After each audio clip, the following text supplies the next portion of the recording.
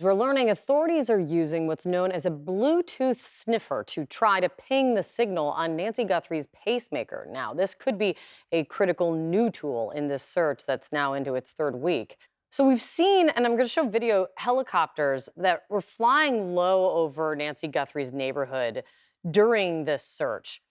What are they doing? How does this work?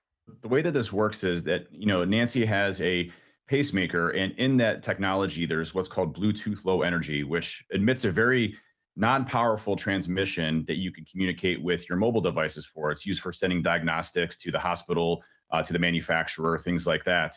And so what they're doing here is that they're flying really low to the ground because the distance you have to be able to intercept that transmission, that signal, that packet, is very low. So they're sweeping the areas looking for this transmission. And I was able to confirm that, based on the pacemaker that she has, it will broadcast every about 3 to 4 minutes or so with a very small transmission that if authorities are able to capture that, can triangulate exactly where Nancy is directly off of her pacemaker.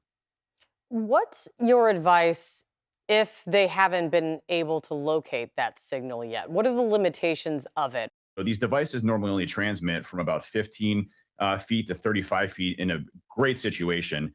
And with these high gain antennas and amplifiers, we can get over to 800 feet to even 1,000 feet, depending on how close the transmission is.